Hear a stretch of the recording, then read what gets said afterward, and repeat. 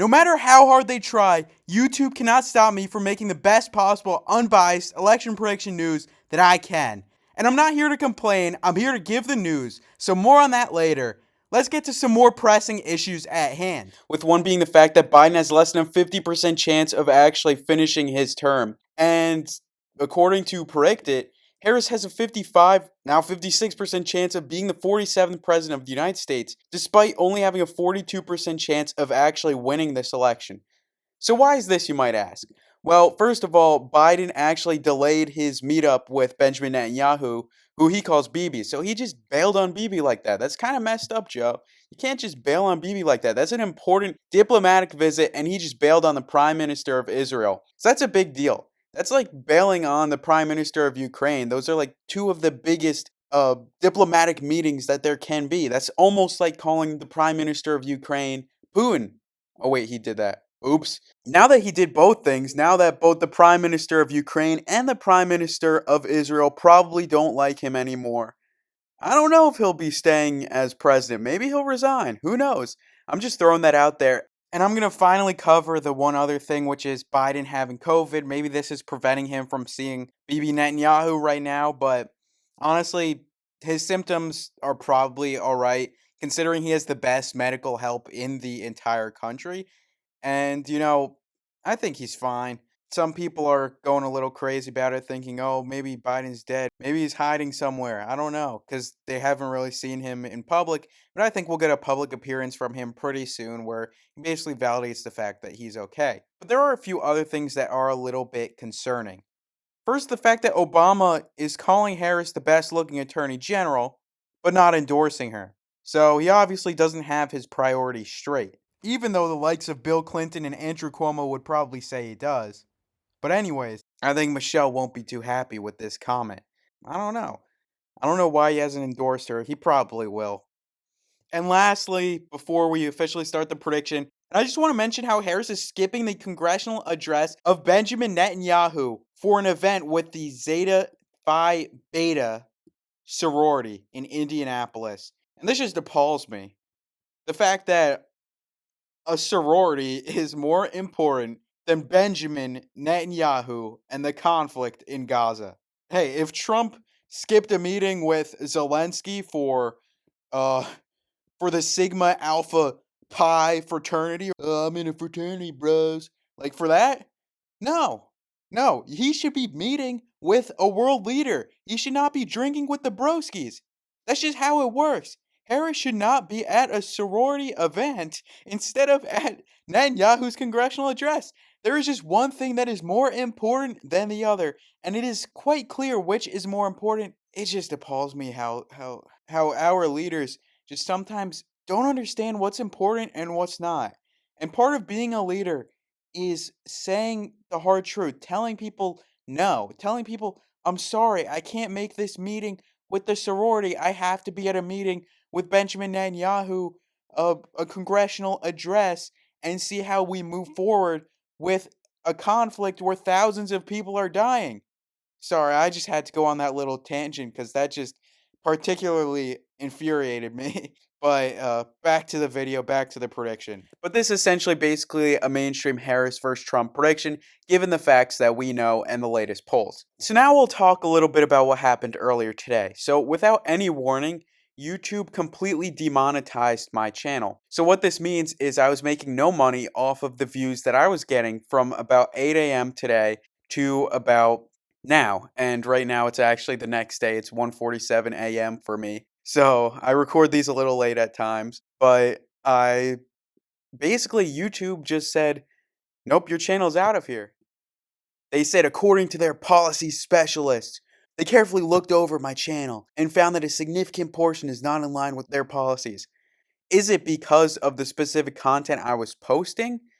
Or is it actually because of their policies? Well, I don't think it was because of their policies. Because less than a day later, my appeal was successful. So how can you do a complete 180 like that? Either your policies are messed up, or people didn't like what I was saying, mass reported me, they just went with it. Guilty until proven innocent. That is how this YouTube creator platform works. And because YouTube is essentially a monopoly, we can't do anything about it. We just have to keep going and just let YouTube take away hundreds of dollars from us in lost revenue and just say, okay, that's fair. And that's what I'm going to do. I'm going to let YouTube do that to me because there is nothing else that I can do. But there is one thing I can do. I want to defeat the YouTube CEO in subscribers. So if you want me to do that, make sure to subscribe today. And watch this whole video if you want to help me make back some of the money that I lost in lost ad revenue yesterday. Because yesterday was one of the biggest days for my channel, actually. I got so many views, more views than I'll probably ever get in the rest of my YouTube career, maybe because of the big news that was happening. And I didn't get paid for any of it. So please watch the rest of this video. You don't have to. But regardless, I just want to say I had to write a whole apology, basically getting on my hands and knees, begging YouTube to let me back in their program. So next time, this is a message to YouTube. Please give me a warning or something. Don't just pull a Fox News to Tucker Carlson and force me to make videos on Twitter. I mean X. I don't want to be subjected to that. I want to continue on this platform. And thank you for supporting me to my viewers. I guess thank you to whoever reviewed my YouTube appeal and accepted me back. And no thank you to the people that reported me in the first place and the people that basically got me demonetized in the first place. Not cool. Okay, not cool. Whatever happened to me, that was just not cool. But the show goes on. No matter what YouTube will try to do to me, I'll get back up and the show will continue to go on because the news is more important than any of the money that I could be making, keeping people informed on what's happening in politics.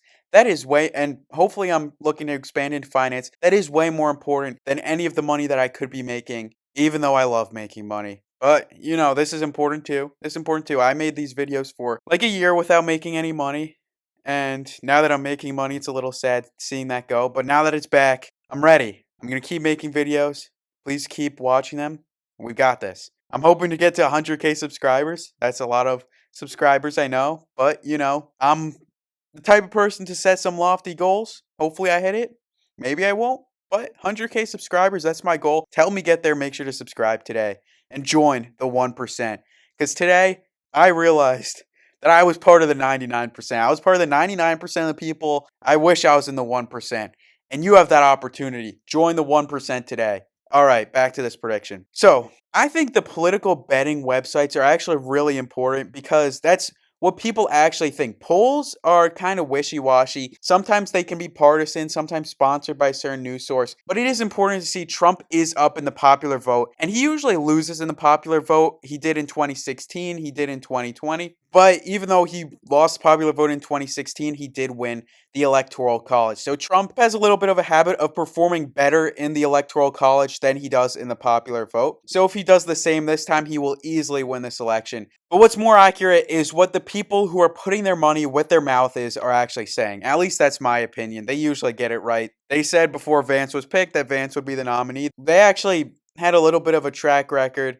They said Harris would be the nominee for like a little bit. They said it starting July 17th, and then Biden actually dropped out on the 21st. So they got a few things right. So I do trust the political betting markets to a certain extent. And even though I previously said Oregon wouldn't quite safely go to the Democrats, I do think that is the case now. Even though a large portion of Oregon votes Republican, they can't really overtake Portland. Portland votes so Democrat, it's unbelievable. That's like how some rural towns like Wyoming vote so Republican, it's unbelievable. Portland's like that in Oregon, and for that reason, Oregon goes Democrat. And Hawaii also goes Democrat, but Trump gets some states of his own. So this election will actually be kind of close. And that was the whole intent of replacing Biden. The fact that Biden, especially if there was another debate, he likely would have gotten destroyed and would have lost this election. So the whole point was basically to replace Biden from the inside. And that's not even a conspiracy. Basically, a bunch of people from the Democratic Party just kept endorsing the fact that Biden shouldn't run for re-election. And basically, Harris then came out on top. And if the same thing happened to Trump, I'd say it. Trump basically would have gotten ousted from the inside. If that happened, I would have said it.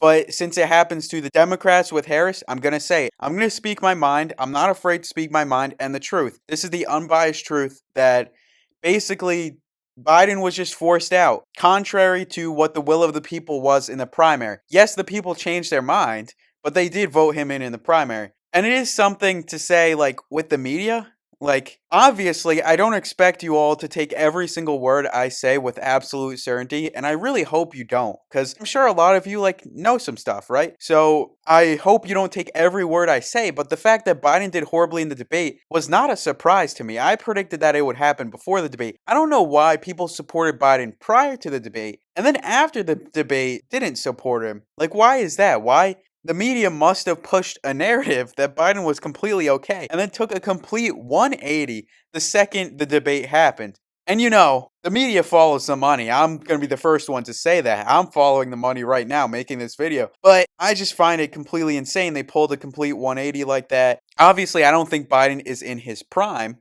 but it is interesting that it sets a pretty bad precedent that basically people can be forced out if they win the nomination. And that's about my take on the issue. So now we have what are widely considered to be many of the battleground states in this election cycle. Alaska is not really a battleground state, but the rest are considered battleground states, and we'll look at recent polling. So, in some of these states, New Mexico, for one, New Mexico has a high minority population. And even though Trump has been making inroads with minority votes still mostly go to the Democrats.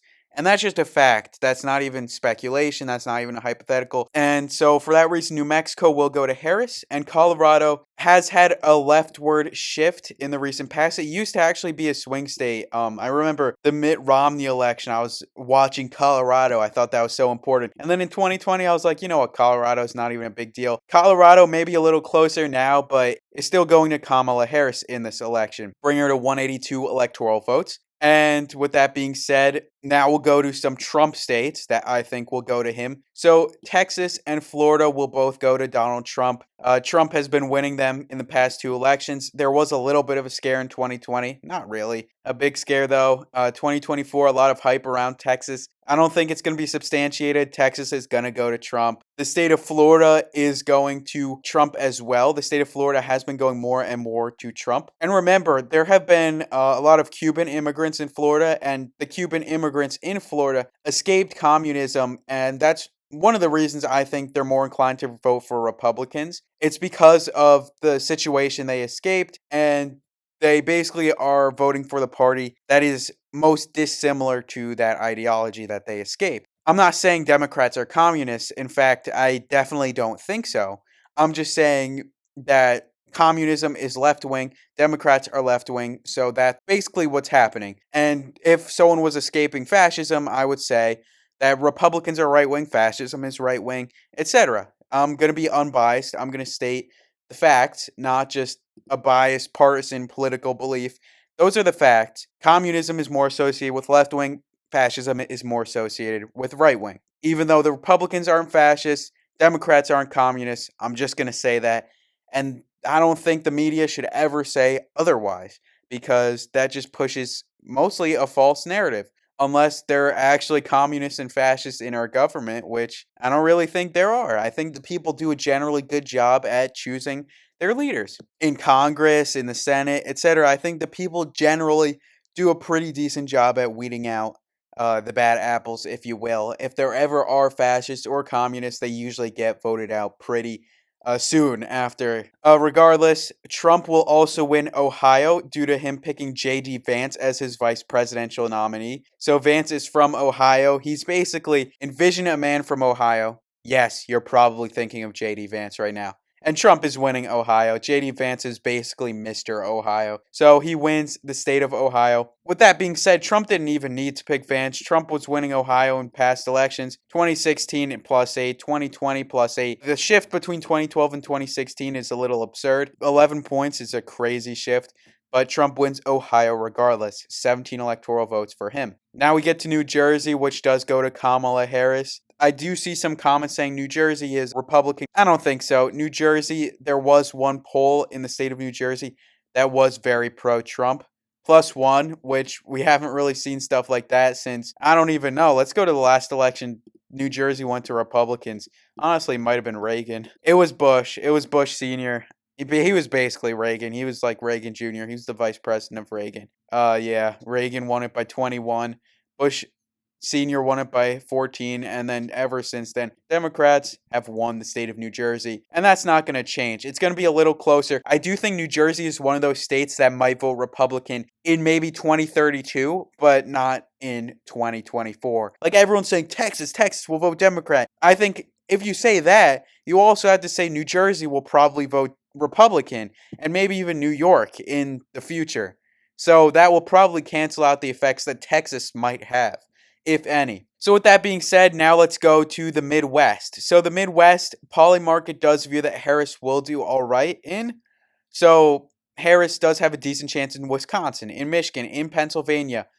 But Trump is winning in the state of Pennsylvania, even though Harris does have a decent chance. Pennsylvania, I do view as pretty similar to basically Ohio. Texas has a big oil drilling industry, and Trump is very pro fracking, very much so. And he won the state of Pennsylvania, but he lost it in 2020. So he's essentially even in the state of Pennsylvania. So to break the tie, let's look at some polls. And Trump does lead Harris +4 in the state of Pennsylvania. So he wins the state of Pennsylvania. One thing that can deter him winning Pennsylvania is if Harris actually picks Josh Shapiro as the nominee. But there's only a 32% chance of this actually happening. So we'll, for now, give the state of Pennsylvania to Donald Trump. This might change if Josh Shapiro is the vice presidential nominee. Just mark my words on that one. But we do have to give the state of Minnesota to Kamala Harris. Just barely, but the state of Minnesota goes to Harris. The betting markets say so. Polls aren't the most pro-Trump. These polls have been going to Biden. And the state of Minnesota has gone to Democrats in past elections. So we do have to give the state of Minnesota to Kamala Harris. And that is tough news for Donald Trump, but it seems like he's going to win this election regardless. With the rest of the Midwest, I do think Wisconsin and Michigan will both be close. I think Wisconsin will actually be a little less close than Michigan because of Michigan's basically urban population. Wisconsin has Milwaukee and all that, but that pales in comparison to Michigan's urban mega cities like Detroit, etc.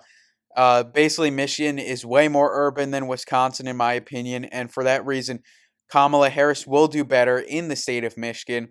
She's losing to Trump by 5, but she'll probably make a little bit of a comeback, and Trump will win by about 1 or 2 percentage points in the state of Michigan. So now we get to Virginia. This is not in the Midwest, but it brings 13 electoral votes, pretty solid amount. I think it will go to Kamala Harris, actually. And even though it went to Glenn Youngkin in a recent election, the state of Virginia is still a Democrat stronghold, going to Obama, going to Biden, going to Clinton, etc. Polling has been pretty solid for Donald Trump recently, but I don't think that will necessarily last. This +4 won't last. Because look at the betting markets. They have Virginia 71% chance to Democrats. It's going Kamala Harris. Virginia is another state I think might go more and more Republican. Maybe 2032. It'll flip 2028, but not quite yet. And then now we'll go to North Carolina. North Carolina will cancel out Virginia's effects and more. North Carolina will go Republican. It went Republican 2020. It went Republican 2016. One of the few states to do so. It is a 72% chance of going Republican yet again in 2024. Polls in North Carolina have been a little closer than they were in the past, which is the main reason I'm not basically solidly saying North Carolina will 100% go to Trump. I'm giving it 60, 70%, probably 75% chance of going to Donald Trump. And also Maine second goes to Trump. That's a little random, but it doesn't quite matter that much. Nebraska second goes to Harris. They both don't matter too much in this election because they're canceling each other out pretty much. So Harris is at 220. Trump is at 279. He essentially wins this election. But remember, as states flip, this election might get more and more close. So this is why we got to keep keeping track with this prediction and make sure that we stay up to date. And now let's get to New Hampshire, which is in the Northeast. The state of New Hampshire should go to Kamala Harris, but it goes to Donald Trump. So Donald Trump does win New Hampshire.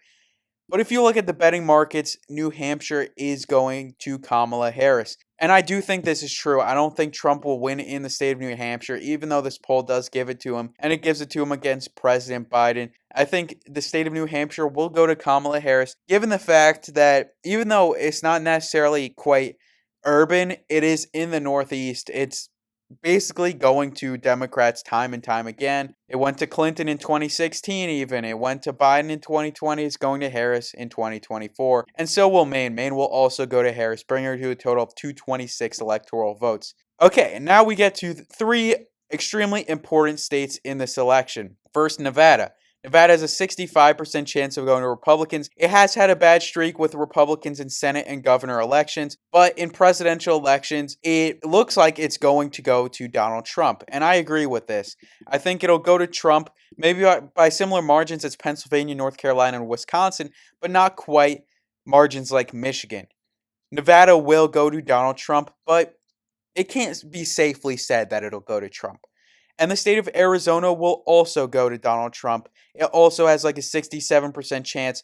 And remember, this can change if Mark Kelly, senator from Arizona, is picked as the VP nominee. He's very popular in the state. He was a former astronaut. I remember seeing him all over the place. And he might change Arizona if he is picked. But if he is not picked, Arizona will pretty solidly go to Donald Trump.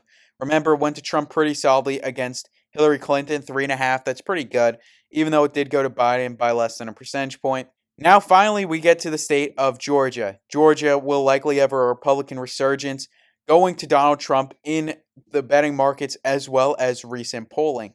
So Donald Trump is leading by +5, +4, +10.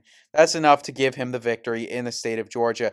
So there we have it. He wins 312 to 226 according to the latest polls, betting markets, and essentially, if Harris is the incumbent president, this will be the outcome. I do think maybe she will win the state of Michigan if she is the incumbent. With that aside, Trump still wins 297 to 241 against Kamala Harris. And thank you for watching, and thank you for the continued support, even when YouTube had demonetized me. It really means a lot.